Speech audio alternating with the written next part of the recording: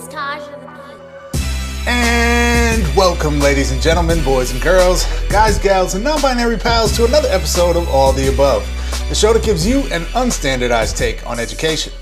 I'm Jeffrey Garrett, one of your co-hosts, and I've been a middle and high school principal and a high school social studies teacher. And as always, I'm joined by... What up, family? It's Manuel, your favorite teacher's favorite teacher. I'm a high school history teacher, just wrapping up my 17th year in the classroom. And this, of course, is All the Above, your home for news and analysis of all matters pertaining to our world of education. As always, you can catch us either on YouTube or your favorite podcast streaming app. We want to welcome all of you who might be new to our show, and those of you who have been with us for a minute, welcome back. We love y'all. We're about to get into it, Jeff. But first, I got to bring up, man, it's June, and this school year, this wild, unprecedented, I'm tired of that word, but this just crazy school year has wrapped up in much of the nation, Jeff. The last day of school has come and gone, and I just feel like we need to celebrate in some kind of big way. It's just, we made it, man. Yeah. I feel you. Definitely, we made it. Definitely, we need some kind of celebration, which this year I feel like should probably just be everybody gets to take like multiple naps a day for the foreseeable future, at least for those folks who do not work year round. In our wonderful school systems. And Manuel, I would be remiss if I did not give a shout out to all of my my people in the New York City Department of Education and in some other parts, of course, of the kind of Mid-Atlantic and Northeast, where for whatever god awful reason the school year does not end until the end of June every year, and it is ridiculous because you have some schools have no air conditioning and you're sitting in a class on June 20th and it's hot and sticky and gross, and I feel for you, and I see you, New York City schools, and just because everybody else is done and you're still not, shout out to you. Yeah, for sure. That's wild. And, traditionally in my 17 years of teaching and in my experience as a student, the last day of school has always been a little bit wild. Usually that's the day where that last school bell rings and kids run amok. And I remember being a kid and seeing folks like dump their backpacks, contents all in the trash. And every once in a while, somebody will take their binder with all their papers and just throw all the papers in the air and just make it rain. And I suspect the last day of school hasn't always been the favorite day for a lot of custodians across the country because of the terror of students like just throwing everything away and running away. But I guess this year it's a little different since so much of the school year was technology driven and so many schools are still hybrid or, don't have very many students in person, period. So a little bit of a quiet end to the school year in that sense, unless, of course, students take their Chromebooks and toss them in the trash, which probably wouldn't be smart. Would be an interesting sign of resistance to this technological age of like stare at your screens all day. But yeah, I wouldn't recommend that. But in any case, shout out to everybody who has wrapped up their school year. Truly phenomenal work that educators and students have done to completely reinvent their practice in the midst of a pandemic. So brutal school year, but phenomenal work from educators and students and families across the nation adapting to our changing reality. But in any case, Jeff, what do we have in store for today's episode? What's on the agenda? Yeah, Manuel, we got a good one for everybody today. Of course, as usual, but our approaching 4-year streak, Manuel, of nothing but the dopest guests in education joining us. Streak alive and well as of today, Manuel. And we actually have a treat because we have two incredible guests coming on to help us explore a topic that, frankly, we probably haven't spent enough time talking about over the course of the last few years. So we have the wonderful co-authors of a new book titled En Comunidad, and they are Dr.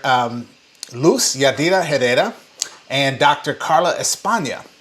Amazing educators from, frankly, from opposite ends of the country, from California and New York, but who have come together to write a really fascinating text about some of the kind of misunderstandings that I think people have around how schools should engage and educate bilingual students who are learning English, and students who are quote unquote language minorities in our public school system. So going to be a fascinating conversation with Dr. Yadira Herrera and Dr. España. Can't wait to have them on. You definitely don't want to miss it, folks. Yeah, for sure. Sounds dope. Can't wait. But of course, up first, we have our Do Now, where we take a look at recent headlines in the world of education. Stay tuned.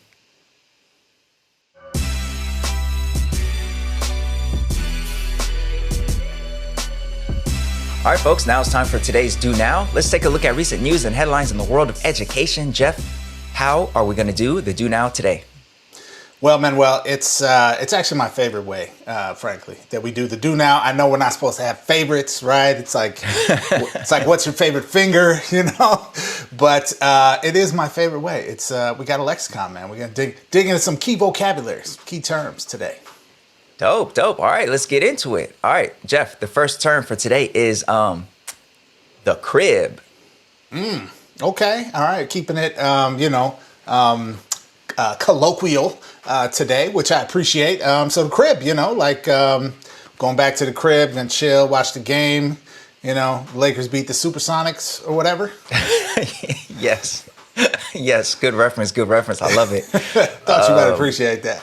Yeah, man. Yeah, exactly. Yes, exactly. And this this term is in reference to a story, really a conversation about what school is going to look like this coming fall and whether or not families will be allowed to let their kids stay home at the crib and continue with virtual learning. So let's get into it. We picked up this story courtesy of Greg Topo for the 74, and he reports that as vaccinations proceed and as pandemic restrictions decline, political leaders are doing their best to signal that school is happening in person this fall. For example, New Jersey Governor Phil Murphy recently stated, quote, "We are expecting Monday through Friday in person, every school, every district." However, school districts nationwide are grappling with continued suspicion and dissatisfaction over how they handled the pandemic, especially in communities of color. And that's forcing many districts to offer families the option of enrolling their children online this fall and continuing learning from home or from the crib. One district in Colorado's Jefferson County, shout out to our Colorado peoples, they recently announced an online option for the fall due to high demand. District spokesperson Cameron Bell said that more than 700 students have enrolled so far, with at least 1,000 expected by August. In Montgomery County, the largest school district in Maryland, officials are developing a virtual academy to address, well, quote, to address both the students who may want to remain virtual for health reasons, but also those who have thrived in virtual learning. One recent poll found that nearly 30% of parents would rely on virtual learning indefinitely going forward. And recent survey data suggests that Black, Latinx, and Asian parents are more likely than their white peers to say they prefer online learning. An Ohio State University political scientist by the name of Vladimir Kogan cautioned that this could open the door to a two-tiered education system, a bigger functional one for those whose parents are comfortable sending them to school, and a smaller, inferior one for, quote, kids whose parents are too scared and keep them home, end quote.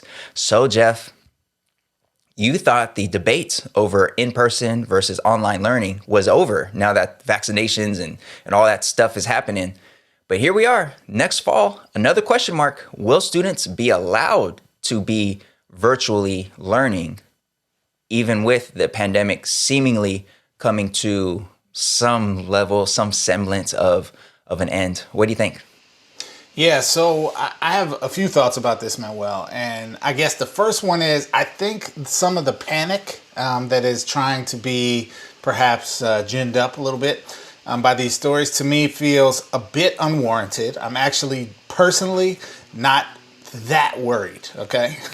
Now, not worried about pandemic-wise, or not worried that parents will stay home? Yeah, thank you. So, not worried that this, reduction in students and families opting for in-person instruction means a permanent shift away from interest in public school. Gotcha. From kids and families, which I think is part of the boogeyman that's kind of being talked about in by the prevalence of stories about this, right? Like, oh, enrollment is down overall, and this kind of thing.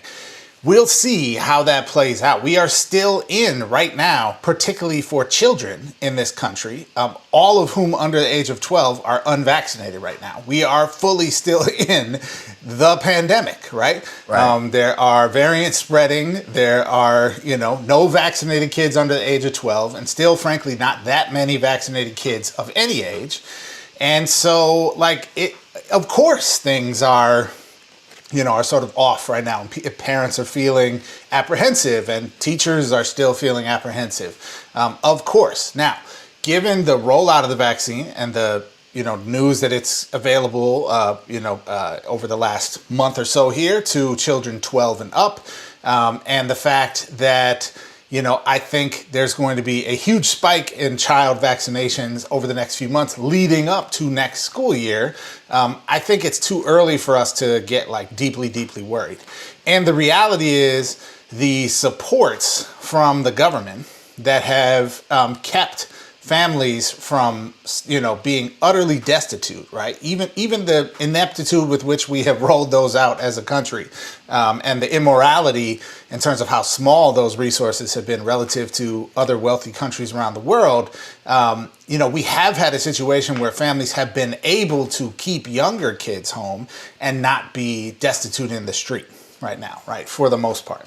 But some of that is going to change, right? As they pull back on unemployment benefits and things that are very likely to happen here in the coming months. So I think what we're going to see, Manuel, most likely is that a critical mass of teenagers are vaccinated and go back to school because of it. And then of course, a critical mass of younger kids go back to school because A, daycare is super expensive, and B, families are going to have to return to work because we're not going to offer them any type of support if they don't, right?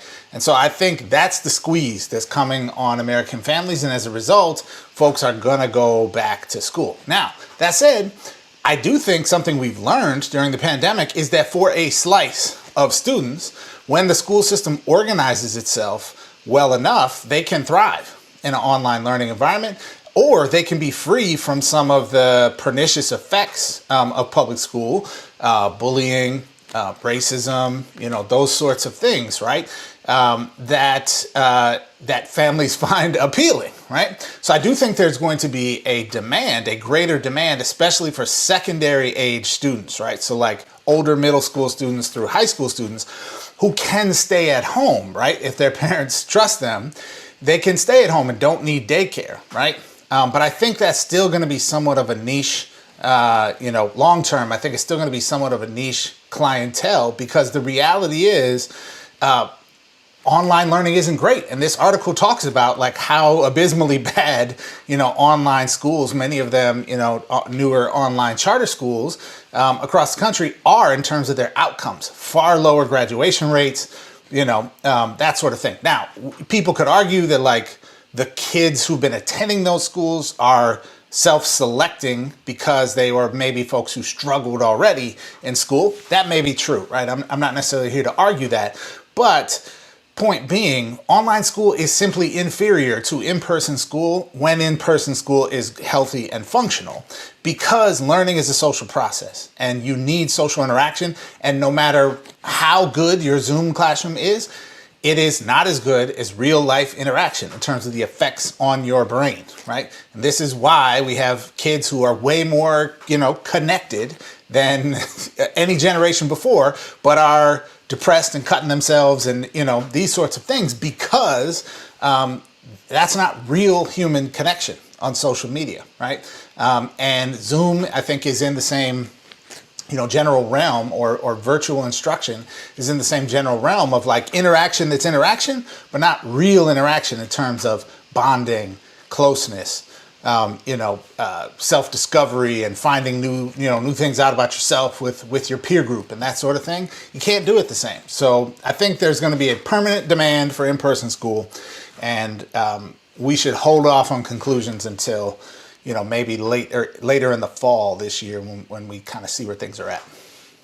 Yeah, well, I'm curious about just the question of whether or not schools should have an option for families who would prefer online in the first place. And I think that's something that is interesting in terms of, for one, grade level. I think obviously the younger students are going to be the ones who are most likely and perhaps most in need of being in person for their learning. But I think there really are serious concerns among families across the nation, especially in communities of color, about the quality of instruction that happens in person in the first place. And those concerns have been there since way before the pandemic. So for those students for whom online learning has worked out very well, and I definitely, like a lot of teachers, I have certain students who I haven't seen in person all year, but they've really been doing great online. For me, the question is, should they be allowed to continue online if that's their preference and that's their parents' preference? And in this case, I'm talking about high schoolers. And right now, I'm definitely leaning towards, yes, districts should have that option, at least as an option, because for one, we're not totally clear of the pandemic yet, but also just overall, in person is certainly better, but that doesn't mean it's better for everybody. And if we're going to allow parents to choose what schools their kids go to, because, a lot of districts are open enrollment, like we talked about in our last episode, we have charter schools, we have private schools. If we're going to allow that level of choice, then I think offering online learning is just another menu item for parents to make the decision that works best for their kids. And I'm definitely not an advocate overall of quote unquote school choice in terms of the usual segment of folks in the education world who argue for school choice.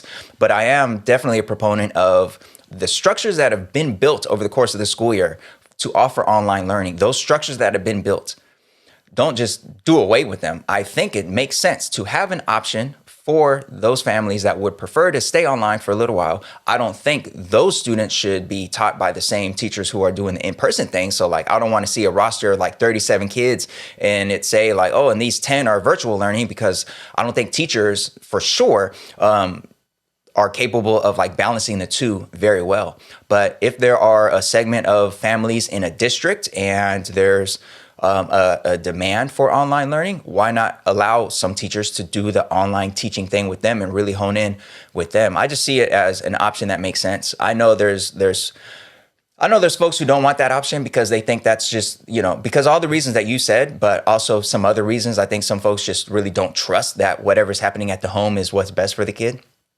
But I don't see a problem with it just being an option for now until we're really, really sure what the future looks like. So I'm a proponent of it being an option. So, yeah. I hear that. I do think what's interesting about what you said, though, Manuel, is who's going to teach the kids who opt into a virtual schooling setting, right? And I would argue, don't have data behind this, but I'm just going to make the case that the reason some kids have thrived in virtual school this year has a lot to do with the fact that they're attending their school virtually, right? So to do what you just said, which is not have, Mr. Rustin teaching simultaneously 25 kids in his class and 8 kids on a computer screen or whatever, right? To not have that kind of overburdening, venue of instruction for teachers, what that means is the district is going to have to create a virtual school, right? Either a separate virtual school or fund, which I don't necessarily think they could do easily, at least, an attached virtual school for all the existing schools, right? And I think that budgetarily and in terms of staff assignments and, work contract and stuff, I think it's going to be extremely difficult to do. What they're going to wind up doing, in my opinion, is just creating more virtual schools that are part of the district, right? And that could be good, but I think that changes the equation a lot in terms of what does it mean to be a kid in school? It's one thing to attend, your school, Manuel, virtually. It's another thing to disenroll in your school and send your kid to a different school that doesn't even physically exist. Right? It doesn't have the community, the history, the traditions, the et cetera, that you're a part of, right? Now you're a kid who goes to this other school. Is that what families want? I don't know. Probably not a lot of them, but probably some of them, I would say. Yeah. But I don't know.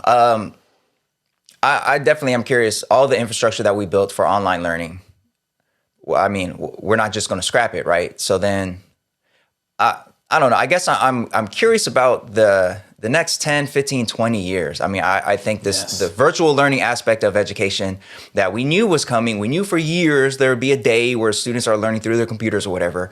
That day came for reasons that were not optimal, but I don't think it's going to be. We're going to totally unwind it and take it all the way back to what it was like before. So I just feel like that element is always going to be there. And I'm not against any family that chooses that element. I guess we shall see. But I'm definitely curious what some of our viewers and listeners think about that question. I'm definitely leaning towards have it there as an option. I definitely hear the arguments against it being there as an option or against it being a need in the first place. So I'm definitely curious to hear from our listeners and our viewers. But Jeff, we do have another term to get to today. All right. So the first term was the crib. What do we got next for our second term?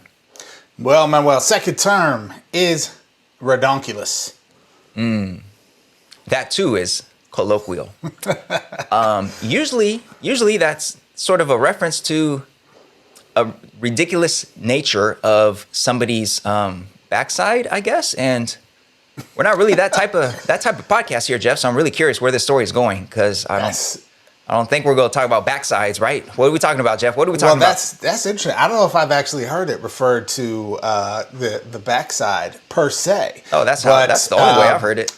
Oh, okay. All right. That's, West Coast, Midwest. Maybe we just, different vocabulary. So Urban Dictionary defines ridonculous as essentially extremely ridiculous. And we have a story that is extremely ridiculous and coincidentally, Manuel, also has to do with backsides. Just probably a different construction of dealing with backsides than you or others have been familiar with. But I will just real quick, just to interject a little bit, not that Urban Dictionary isn't like fully vetted for the streets, but ridonculous, that donk part is a reference to donkey donk, which is a reference to donkey, which is a reference to particular physical characteristics of a backside. So ridonculous, the way I grew up in South Sacramento, usually was a reference to somebody's donkey donk, which, we're not going to explain further. But anyways, go ahead with the story, man. We're talking about education. I've heard what we got? Heard the badonkadonk, hashtag patriarchy. We're moving on from that right now, folks, immediately. Thank you. Okay, so this story does have to do with backsides, just something entirely different regarding backsides. So this story is brought to us by Mark Kierleber in the 74. Shout out to Mark. We've had a couple stories from him recently.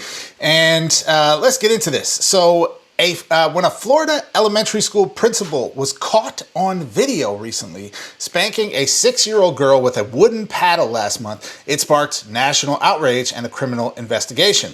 Florida is one of 19 states in the country that allows corporal punishment in schools, but it's prohibited in Hendry County, where the little girl was beaten, and state law requires educators to follow local rules. That, however, was not enough for state prosecutors to hold Principal Melissa Carter responsible for any wrongdoing. They instead questioned the credibility of the girl's mother, who is an undocumented immigrant who actually filmed the campus incident and shared it with local television station WINK. I see what you did there, wink. So, years of data have shown that students of color and those with disabilities are disproportionately subjected to corporal punishment, a practice that goes on despite a substantial body of research showing its harmful effects on youth development.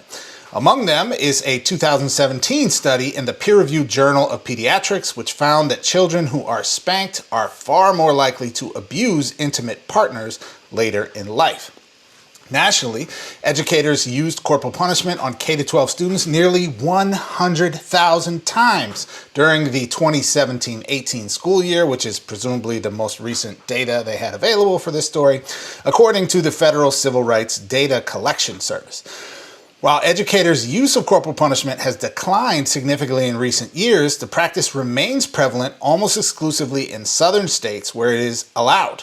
Mississippi, channeling the words of Nina Simone, Mississippi, goddamn, was the national leader, with educators there subjecting students to corporal punishment nearly 28,000 times in 1 year.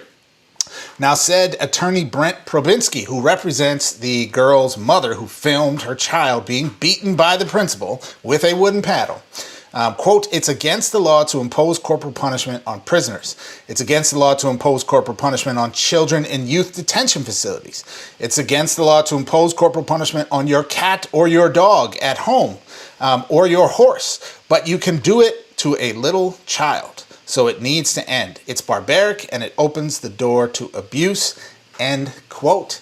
Manuel, Rustin, this is, I think, maybe the third time we have reported on corporal punishment as part of a Do Now story over the last few years. Every time we talk about it, I'm like, what is happening in the world? I cannot imagine, as a teacher, an assistant principal, a district level administrator, I cannot imagine holding a child and beating them at school. It is the craziest thing I can think of that an educator, maybe not the craziest, but it's right up there with the craziest things that an educator could do as a part of their job with a kid, like deliberately. What's going on, Manuel? Yeah, you're right. We've talked about this particular issue a few times during Do Now stories. One of those times was another lexicon. It was maybe 2 years ago, I don't know. And the lexicon term for that story was whooping, because we were shocked to learn that teachers were delivering whoopings to students in class. And I assume, I don't remember the particular details of those conversations, but I assume we probably advocated for a change in these laws so that it's just not permitted. But what really bothers me about this particular story is that the incident that initiated this recent story took place in a school in a district where corporal punishment is prohibited. Like that school where this poor little girl was whooped in front of her mom, who didn't know what to do. This undocumented mother who doesn't speak English and was sitting there not knowing what's going on, and who decided to go ahead and film it because she didn't really know what to say. Like, it wasn't supposed to happen at that school. And for deputies in this case, or I think it was deputies, whoever in this case, whatever, law enforcement in this case said that, like, they're not going to press charges because the mother didn't seem to, like, stop it, or the mother seemed to condone it, is like ridiculous. I didn't know that, Jeff. I didn't know that if a person condones something, that allows somebody else to break the law. I didn't realize that her condoning the teacher or principal in this case to break the law makes it so that teacher or principal doesn't face judgment for breaking the law. I didn't know that. I didn't know you could just condone something illegal and then it's okay. But in any case, I hate this. I hate this. I hate this. I hate this. I know hate is a very strong word, but it's the only word I can think of right here, because I'm thinking of how many other folks out there have had their children subjected to this sort of treatment and either didn't know or didn't know what to do about it. The article points out the disproportionate impact that this has on students with disabilities, on Black and brown students specifically, and it's just terrible. And I was surprised to learn in this article that this isn't just in regions like down south. Like Chicago Public Schools just issued a settlement of something like $400,000 or something for educators who were using corporal punishment in Chicago. And in that case, there was like 226 cases of corporal punishment in Chicago Public Schools in the year 2017, 2018, which is just nuts. This is gross, man. This is gross. I don't even need to get into like the research or the science behind like how physically punishing a student doesn't like actually make them better students. It doesn't actually contribute to their healthy, positive growth as young, loving humans. It's just terrible, man. And this, going back to our last story about the online option, I don't know. I think this is just another case, and this is, it's hopefully an outlier, but it's another case of why a family might decide to keep their kid at home, because like, I don't know what the schools are doing and I don't know how to advocate right. They seem to like not respect my voice as a parent. So I just sit there on the sidelines and you know what? Nah, I'd rather just my kid log in and not get beat. So there's that, but also it also highlights the parallels or the similarities between the teaching profession and law enforcement. Here's a case of perhaps this principal is a bad apple, because I don't know that I've ever interacted with a teacher in person who would ever even consider spanking a kid or whooping a kid or any of that. but they exist. They're out there, and I'm going to call them out for sure. I'm going to advocate for laws statewide, nationwide, to make this not happen. And I'm certainly not going to just like say like, well, this is an isolated incident, we're all good here. Like, nah, man, like educators in too many cases hold on to too much power and inflict too much pain and trauma on young people, either as a flex or as a way of correcting that young person. And it's nasty, it's gross. It shouldn't have any place in our profession, anywhere, any school system. Leading with love and humanity and helping that student understand what they did wrong and why they shouldn't do that. And, you know, all these other options that are on the table, go with those, because beating that kid in front of their parents who apparently didn't know what to say or what to do, that's just gross, man. That's just gross. It's gross. Yeah, gross is a perfect word for it. That probably should have been our lexicon term today for this story, Manuel. And for me, with this issue, like, I recognize that there are cultural differences in different communities in our nation, and frankly, different communities around the world regarding, you know, the sort of rightness or righteousness of using corporal punishment with your children, okay? And I actually am not that interested in getting into that particular debate in terms of how parents treat their kids at home. Like, we can have that discussion, but like, separate topic. We are talking about an entity of the state in a school, okay? At least in a public school, and or a sort of like a private entity that is granted the purview to perform a function of the state, which is educating kids, right? And in that context, there is no, like, think it through, people. We do not want the state to be whooping our children, dude. Like, this is a bad policy. There's nothing that can come from this but oppression. You know, think about a predatory type of person who knows that they can get their hands on kids' backsides to spank them or hit them with a paddle. Like, this is sick and perverse type of behavior, Manuel. And it is also no surprise that the last vestiges of this in our country are concentrated in the Deep South in this country. And let's connect the dots here.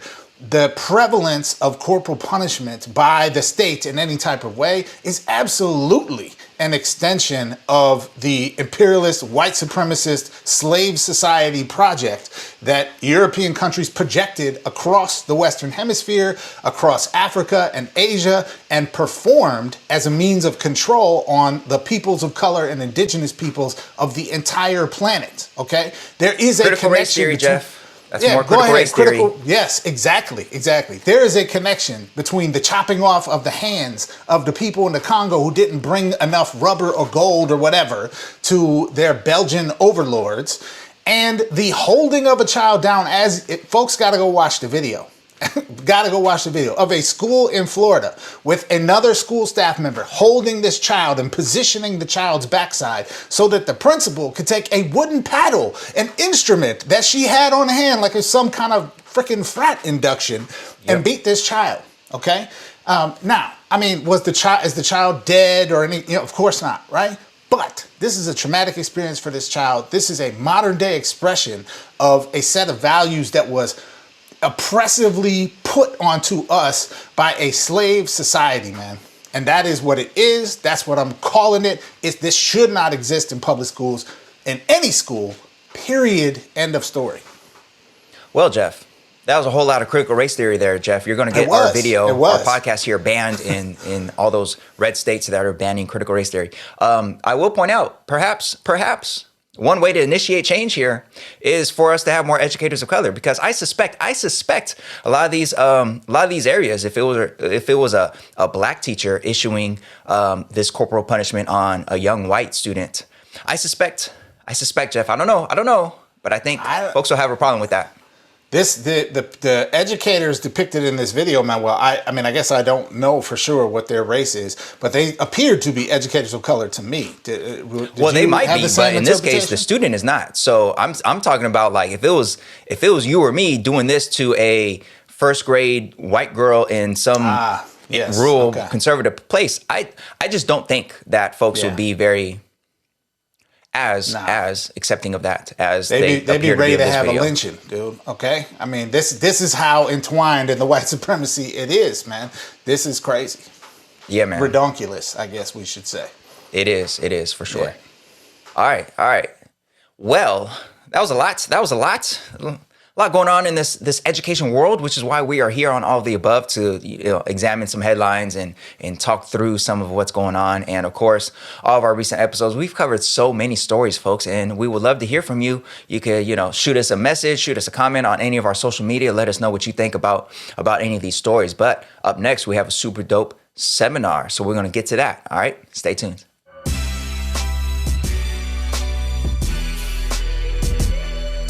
AOTA family, this is Manuel Rustin, your favorite teacher's favorite teacher, just checking in with you for a second, just to reiterate the importance of leaving us a little review if you are listening to the podcast on the go. Those reviews really go a long way. 5 stars would be very much appreciated. If you could write something up, we will love that too. And if you do, send us a screenshot of it. We'll send you back a All of the Above sticker for your laptop or notebook or whatever you want to use it for. All right, folks, we love y'all. Let's get back to the show.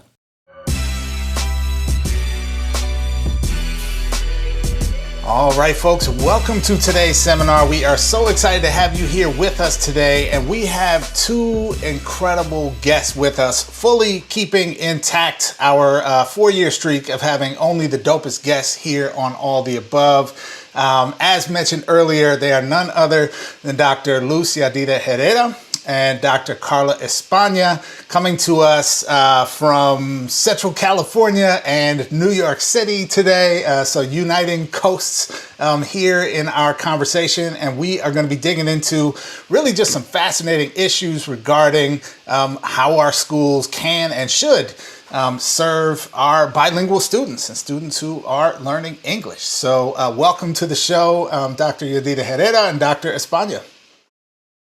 Thank you so much. And thank you so much for having us and for your invite. It's really wonderful to be here with you all today. And of course, to be here with my hermana en la lucha, Carla España. I'm thrilled. So thank you all for all the interviews, all the resources you share. It's a joy to be here. Wonderful. Well, let's tell our audience a little bit about our 2 guests today.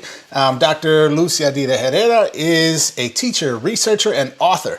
Dr. Herrera has over 15 years of experience in the education of emergent bilinguals in both mainstream and bilingual settings. She is currently an assistant professor of multilingual and multicultural education in the Kremen School of Education and Human Development at California State University, Fresno, where she also runs a bilingual teacher residency program in partnership with a local school district. Dr. Herrera's teaching and research are in culturally and linguistically sustaining pedagogy, translanguaging, critical pedagogies, and bilingual education policy. We are also joined by Dr. Carla España. She is a middle grade teacher, literacy consultant, researcher, and author. Her love of stories and teaching comes from her roots in Chile. She is currently an instructor and fieldwork advisor in the Bilingual and Teaching English to Speakers of Other Languages program at Bank Street Graduate School of Education in New York City. Her teaching journey began with 6th grade bilingual students in Harlem, and she has a bachelor's in communication from NYU, a master's of divinity from Princeton, and master's in childhood education with a bilingual extension from Hunter College, and a PhD in urban education from the Graduate Center at the City University of New York. And together, folks, our 2 guests are co-founders of En Comunidad Collective and co-authors of En Comunidad, Lessons for Centering the Voices and Experiences of Bilingual Latinx Students. And if you are not already impressed enough, they are going to be speaking together at the upcoming Dismantling White Supremacy Culture in Schools conference, being put on by none other than friend of the show, Joe Truss, and featuring not only these 2 amazing guests, but former All the Above guests, Goldie Muhammad, and heavy hitters such as Ibram X. Kendi and Bettina Love. That conference is June 14th to 18th. Go to dismantlewsc.com to register and hear more from our amazing guests today. And with that, I'm going to hand it over to Manuel for our first question. Man, Jeff, that was a lot of dopeness in those bios. That was a It lot of was. dopeness, a lot of brilliance.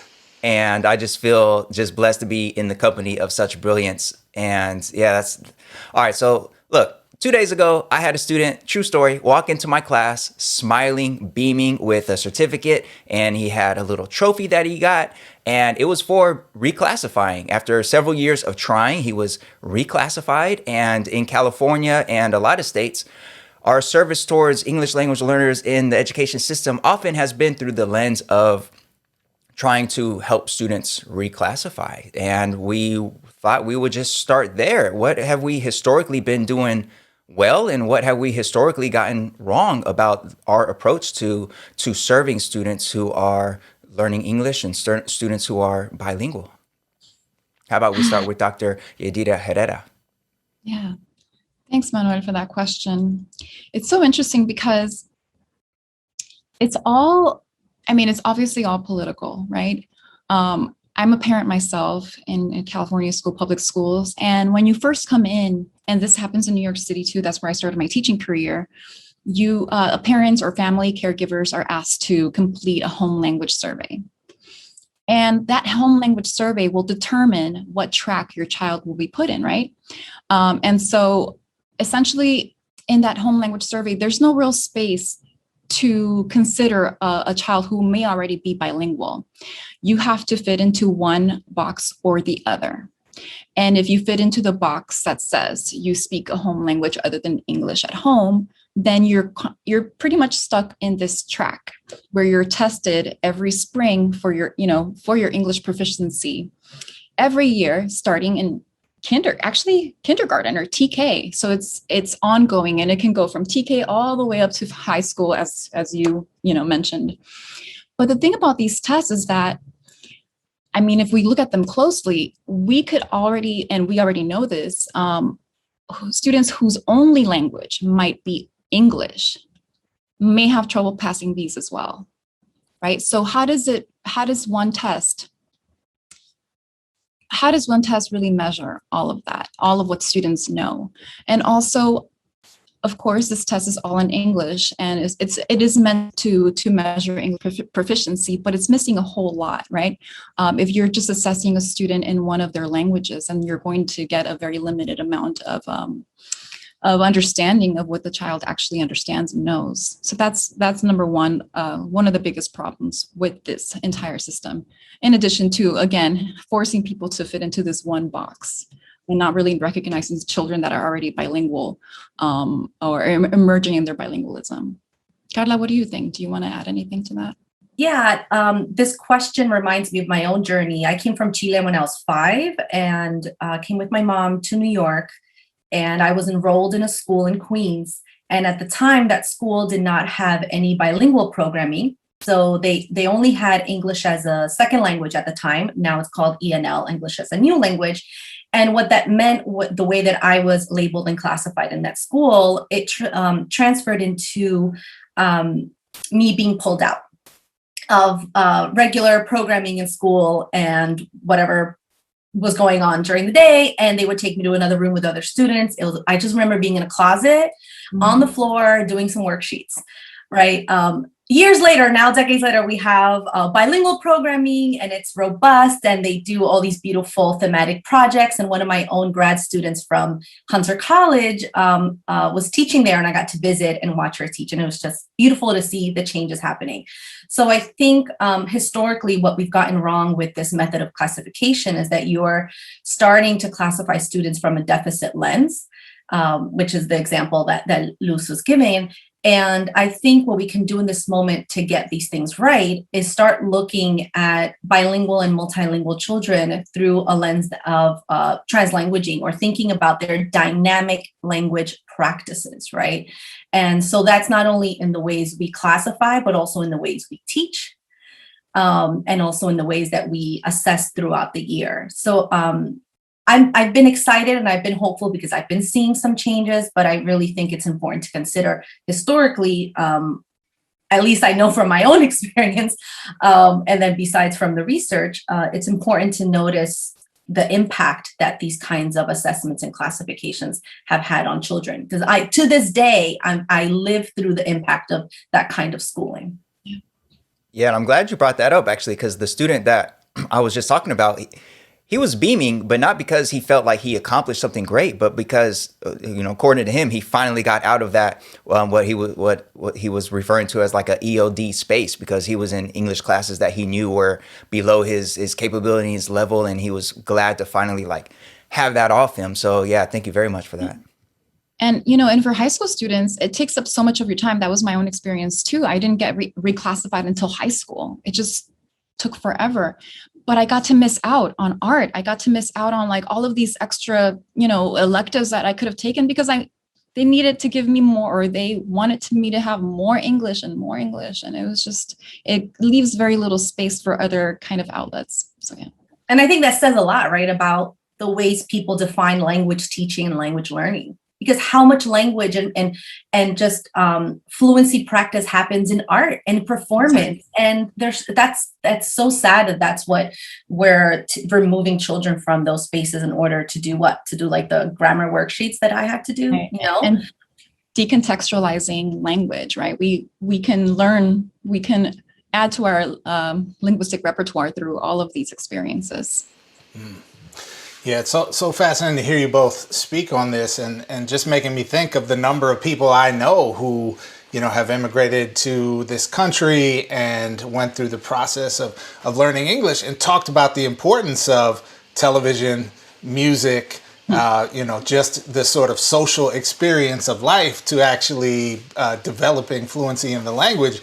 And I don't know if I've ever heard anyone say, it was that double block of English that I had that like really, inspired me to, to like ramp up my learning of this new language. So interesting tidbit there. But I want to actually jump back to Dr. España, a phrase you used a moment ago, which was translanguaging. And you both published your new book, En Comunidad, Lessons for Centering the Voices and Experiences of Latinx Bilingual Students, which is out now, and uses that term, makes the case for translanguaging as something that should be happening in our schools that are serving bilingual students and students who are learning English. So I'm wondering if you can, and I guess I'll hand this to you first, Dr. España, can maybe expound upon what does that term translanguaging mean? Why is this something that we should be learning about, practicing, employing in our schools and with our students? So I'll start with an example. When I was teaching sixth grade, I was a sixth grade bilingual Spanish-English teacher, first in a transitional bilingual program and then in a dual language bilingual program. And I taught students from Puerto Rico, Mexico, a lot of countries from Central America and Dominican Republic. And let me tell you, my students from the Dominican Republic taught me so much Spanish, all different kinds of Spanish. And there was like regional varieties of Spanish from different parts of Dominican Republic. And my very limited Spanish from Chile was just amplified. And I was learning all these different ways to call things. And every day I was like writing down notes, and I had my charts with like Spanish from Chile, Spanish from Dominican Republic. We would use all of those features of our linguistic repertoire, and it was very dynamic and fluid in our classroom. So if I were, reading a book and it was in English and suddenly we were having conversations in Spanish, we had words from all over the place to call things that we would see in the book. The term translanguaging is a way to describe that dynamic language practice that my students and I were engaging in, because we're looking at language as the language practices of bilingual and multilingual people, as we all have this like one language repertoire, and we're selecting features of different kinds of these named languages that we employ in different contexts in our lives, right? And I'm just appreciative all the time that my students were teaching me so much. And then as a teacher, I was also applying translanguaging pedagogy, because translanguaging pedagogy is a way to teach, because not only if I had a read aloud and I'm reading, let's say My Papi Has a Motorcycle by Isabel Quintero, and it's in English, I noticed that on page 1, the phrase when Isabel Quintero describes, her dad and his motorcycle and what she's learning from that, I see the word cariño in the same sentence as words that are describing the motorcycle, and cariño is in Spanish and a book in English. So I can look at how an author uses language to convey feelings, to convey something important. I could teach that to students. I can have students discuss using their full language repertoire, can have them write notes, present. And so translanguaging is not only a framework that we can look at language without this language separation, and it's more dynamic, but it's also a way to describe the communicative practices of bilingual, multilingual people and the way we teach, right? So that's been exciting for me to have this approach to teaching and something to call this amazing, really complex way that my students were just making me a better teacher. And I just wanted to add, this is already happening in our classrooms. Right? Like Carla mentioned, this is something that our students, our kids are already doing. And some of Ofelia Garcia's latest work shows that even when we're engaging with perhaps a monolingual text, we're still bringing our whole selves in. We're bringing in our whole entire linguistic repertoire to make meaning and make sense of what we're learning and reading about. And so this is already happening. And this is what Ofelia Garcia and Kate Seltzer and Susana Ibarra Johnson in their book called The Translanguaging Corriente. It's something that's always present. So it's up to us as educators how we can acknowledge that and create a very intentional space to support that dynamic language practices. But it hasn't, let me tell you, it's not, sometimes some spaces haven't been very welcoming to this approach. And because our work is a lot in teacher education, we've visited schools where we've had not only principals, but also superintendents and districts being told at different levels, people are being told, we are not allowing that. Because the traditional approach has been very much about language separation and very much relying on very dated research that would look at students learning English as if they had these different language systems. And you have the very separate English day in a dual language program to a very separate Spanish day, and you cannot mix. I visited in Sunnyside, Queens, and if you know anything about Sunnyside, Queens, there's many languages represented, like Jackson Heights and all these other neighborhoods. And I visited one of my grad students, and she was doing a math lesson, and it's a Spanish day, because that's what they had it separated as. And this student wants to share their process, but they don't know how to describe it in Spanish. So they're stuck and they quiet down. This is first grade. And she says, oh, ask your buddy. So the person next to them, another child, also has no idea how to describe this in Spanish. Mm-hmm. And what do you think the next move was? You'd think, maybe we ask the table, or let's problem solve together. What words would we use? No, the teacher was like, okay, well, you couldn't do it. This is how you say it. And there was no way let's say it in English, or let's help translate, let's problem solve. And when we talked about that, she said, my principal told me I'm not allowed to allow them to switch. So even once you say that, to allow to switch, you're already coming from this perspective of language being very separate, and there's no dynamic language use. There's no one language repertoire. And it's been for me really interesting to see the different perspectives of language and how they come across in a school, from curriculum decisions, text-based selections, to the decisions that this teacher had to make, right? And what she felt that she was learning at the university with me about dynamic language use, and especially to make a child feel good about themselves. Absolutely. Compared to the other messages they were receiving from administration, and where that messaging was coming from for that administrator as well. Wow, that's interesting. All right, so when we reflect back on the last year or so, that we obviously were struck by a pandemic that has greatly impacted educational services for students globally, and it hasn't impacted students equally, for sure. We know some segments of our student population have been impacted more negatively than others when it comes to trying to learn and grow and prosper during this pandemic. So in terms of the impact of pandemic schooling on our bilingual and multilingual students, what effects have you seen in terms of how the pandemic has impacted them, and what concerns do you have about the ongoing impact of pandemic schooling on our language learners?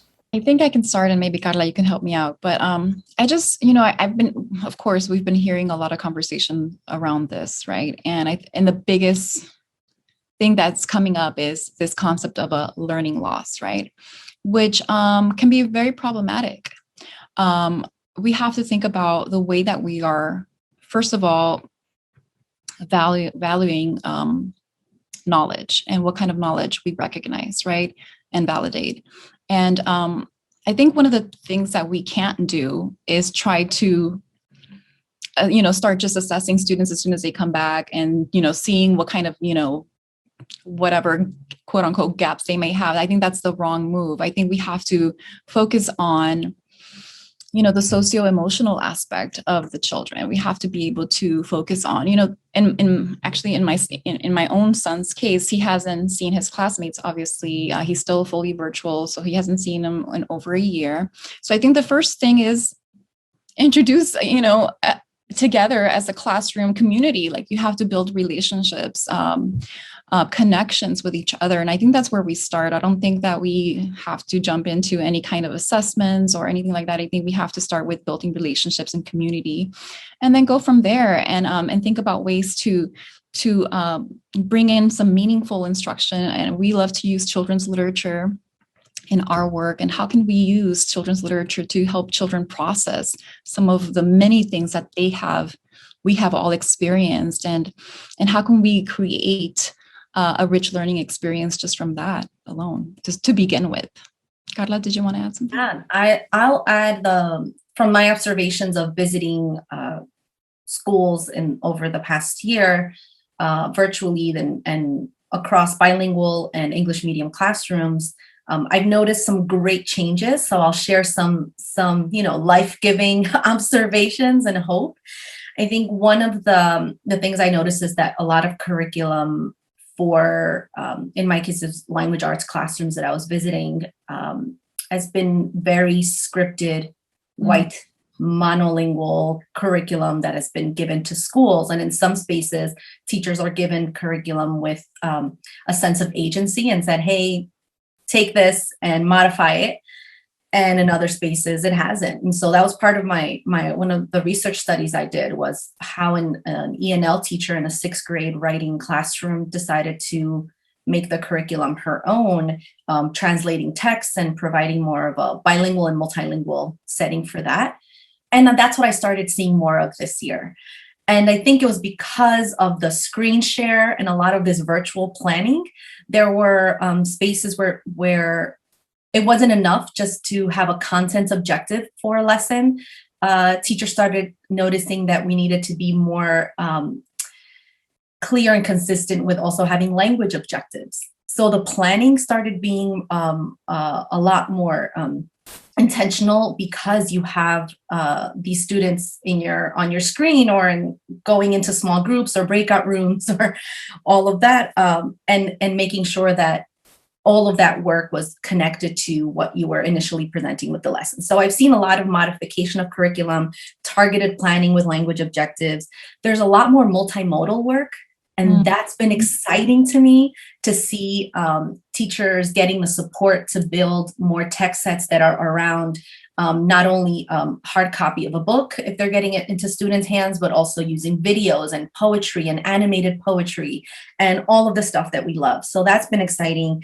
And for me, that key piece thank you, Luz, for mentioning, that I've observed that's giving me hope, is that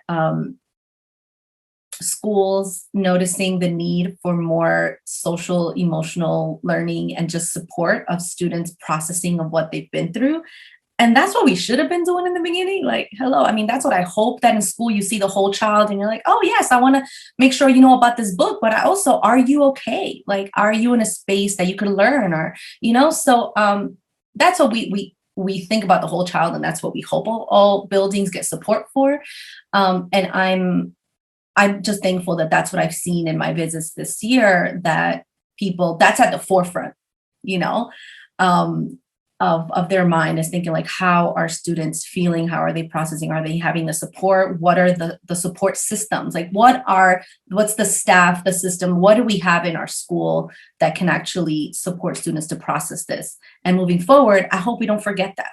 And I mentioned that in my own the survey sent out at my college for the teacher ed program where I've been at, when they said, like, what's one of those important things you learn across the year? I said, we need to have this at the forefront to support our teachers. Like, our grads, we got to think about their overall well-being.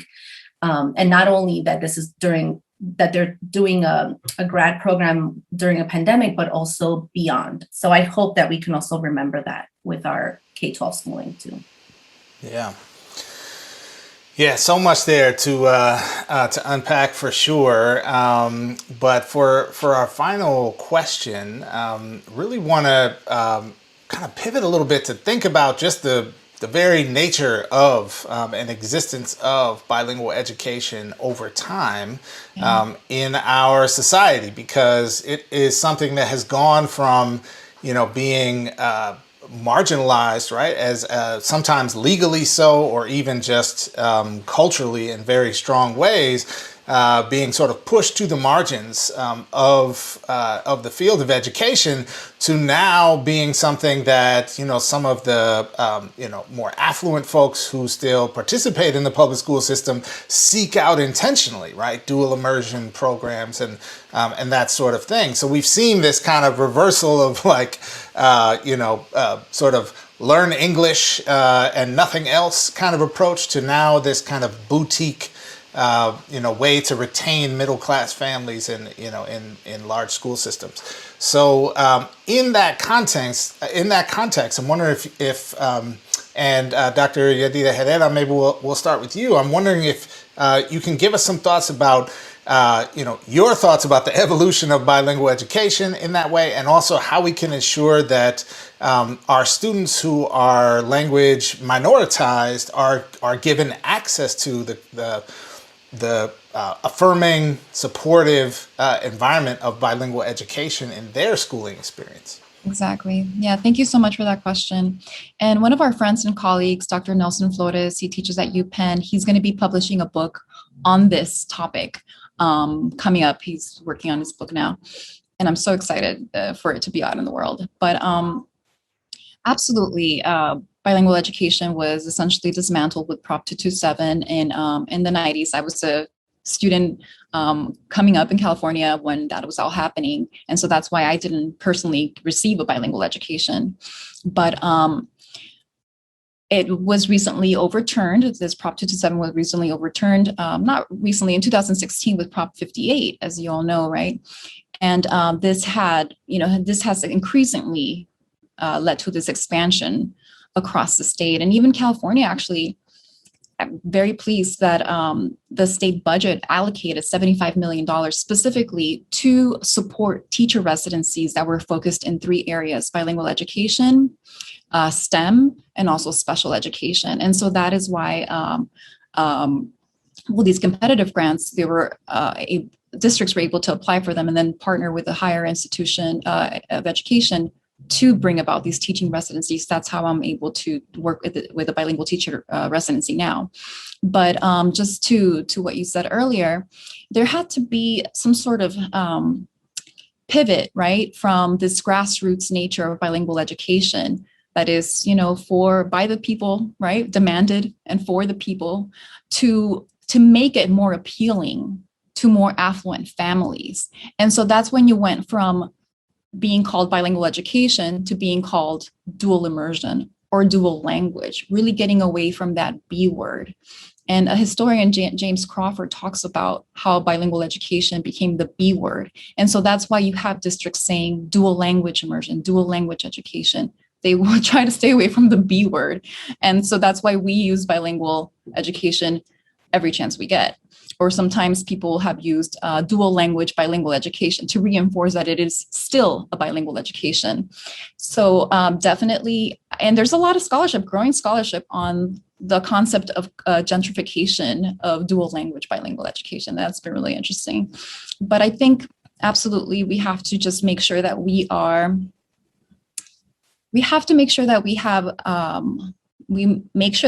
access to our language minoritized communities. And it's not to say that, we shouldn't offer bilingual. I think everybody should have a bilingual education, right? But making sure, being really intentional about not excluding communities of color. And Carla, do you want to add anything? Yeah, I'm glad you started mentioning Nelson Flores' book that will come out soon. You can right now see his educational linguist blog. So that's a great resource for now to see how he's been tracking the ways that bilingual education is presented depending on the community. So if it's this like white, affluent community and it's being celebrated and the kinds of programs that they have, like those are the descriptions of those programs make it to the New York Times. And it's like, wow, we've got these great, bilingual dual language programs, but not the ones that I taught in, right? Like, so what's up with that? So I'm thankful that there are people writing about this. But in terms of, for those of you watching and listening, I think there are many ways that we can make sure that language minoritized students have access to bilingual education. And one of the ways is to make these dynamic language practices the norm, right? That as they are in our communities, and how do we make sure that there isn't a separation between what's happening with the beautiful many literacies practiced by our children in their homes, and how do we make sure that doesn't get lost when they get to school? So if you're a librarian, like making sure that your library has books that show examples of these dynamic language practices in different languages, right? And so you have these beautiful bilingual, multilingual texts, and there's a rich history also to see the ways that before our texts were mostly published in these like very separated ways, where you had one language on one page and one language on the other. And now we see more books being published with dynamic language practices, or there being a lot books being translated. So I think as a librarian, I think for librarians, making sure that that's accessible for children to see that in their schools, in their classroom libraries. From an administrator standpoint, if you're making decisions around curriculum, making sure that the curriculum that you're supporting your teachers with brings that reality to the learning spaces. And if it doesn't, then does your professional development offering bring that kind of support, right? And so I think at different levels, whether you're a librarian, a teacher designing curriculum, or an administrator making those decisions as to who will you bring into your building or into your virtual spaces for professional learning, are they all people that are also looking at language learning and language teaching in a more dynamic way and centering the practices of language minoritized children? If not, then I always ask the principals I work with and teachers I collaborate with in partner schools, I ask them why. Why do you select this curriculum? Why do you select this kind of PD offering? What is it bringing to your learning community? And then most important is that connection with the families and communities. Like, are we only reaching out to our families and communities when it's like, parent teacher night and we're discussing an upcoming assessment? Like, is that because what does that say about what we value from these communities? And so I'm glad, Luz, that you mentioned that, right? That we must engage and have that kind of woven through our school year to make sure that language minoritized children get access to bilingual education, so that it's at all levels. And I feel like the project that we were both on, the CUNY NICEB project, is a beautiful example. That's City University of New York, New York State Initiative on Emergent Bilinguals. And that project had administrators, teachers, grad students, researchers, all involved in developing this like multilingual ecology of a school building. And that for me has just been a beautiful project to be a part of, and as a model for other spaces too, that you can have more of that connection with the community. And I think the last mentor example that I'll share is Angela Valenzuela's work as well in Texas and Austin, and thinking about La Academia Coatli que tiene conexiones con la comunidad. So there's these like beautiful history that the children are learning in these community spaces, and there are these partnerships with the University of Texas at Austin, and also with the researchers. So I think it's thinking about those spaces that we can create for learning, so that we can push more of this forward. So I'm hopeful we have these wonderful examples too. Yeah. Wow. Well, there's so much more to talk about with you both, and I think it's fair to say at some point we would love to have you back on to dig even deeper into these issues. But definitely want to extend a huge thanks to our guests today, Dr. Luz Yadira Herrera and Dr. Carla España, who are, of course, the co-authors of the new book, En Comunidad, Lessons for Centering the Voices and Experiences of Bilingual Latinx Students. And where can folks get a hold of this book if they would like to read it and learn more about your work? Well, we invite you to visit our website. It's En Comunidad Collective.com, and you can have you'll have the links there to find it. It's available through our publisher Heinemann and wherever you might buy your books normally. Thank you so much.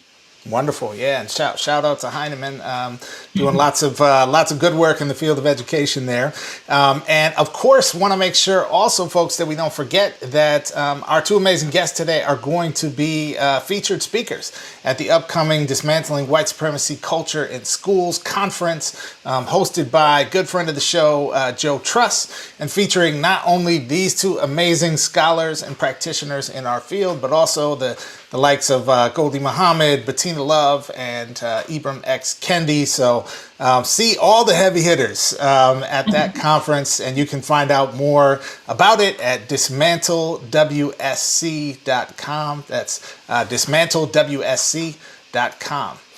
Folks, we've come to the end of today's seminar. Thanks so much for joining us. Next up is our class dismissed. Stay tuned.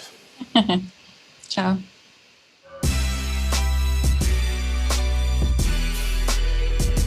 All right, folks, it's that time of the episode where we like to give shout outs to folks doing great things in the world of education.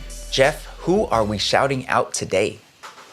Well, Manuel, today we have huge props to give to an educator who has not only made a tremendous impact at her school, a tremendous impact in her district, a tremendous impact across her entire state, but has now recently been named the National Teacher of the Year. This, of course, is none other than Juliana Urtubey, who is a elementary educator coming out of Las Vegas. And let's give you a little bit of information about her. Miss Urtubey is a passionate educator and advocate.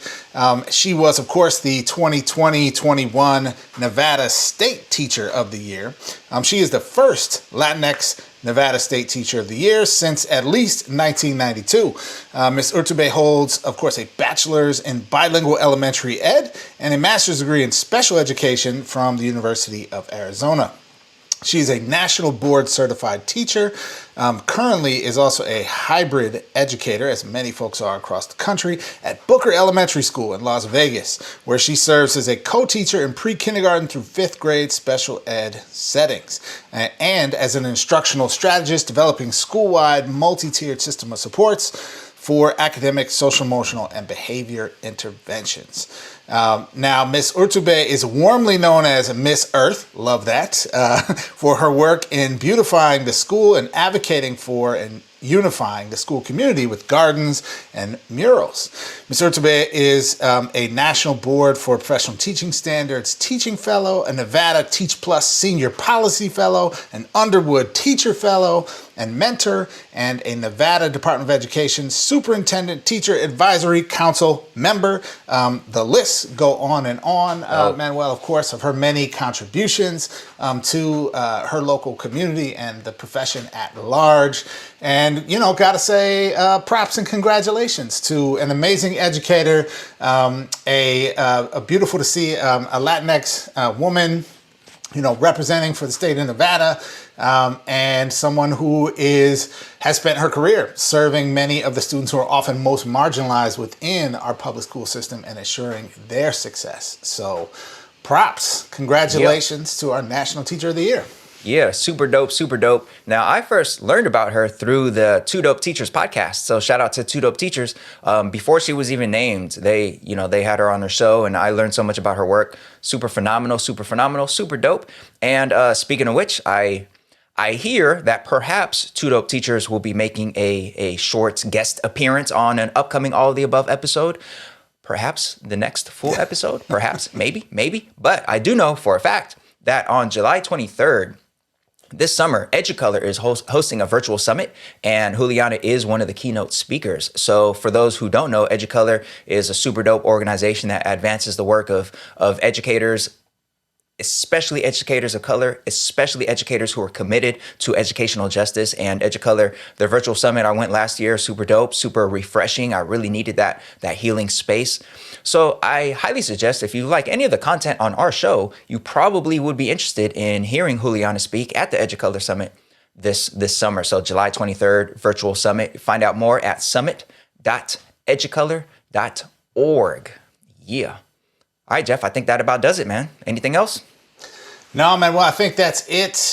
Folks, thanks so much for watching today's show or listening to today's show. And make sure you check out all of our content online. Our website is aotashow.com. That's aotashow.com. There you can find the links to everything. We're on Facebook, Twitter, YouTube, Apple Podcasts, Spotify, all the places for all the streams. Check out our content. Give us the thumbs up, subscribe, and most importantly, share what you hear here on All the Above with colleagues, friends, neighbors, folks who might also find it interesting. So we appreciate you, and we'll see you next time.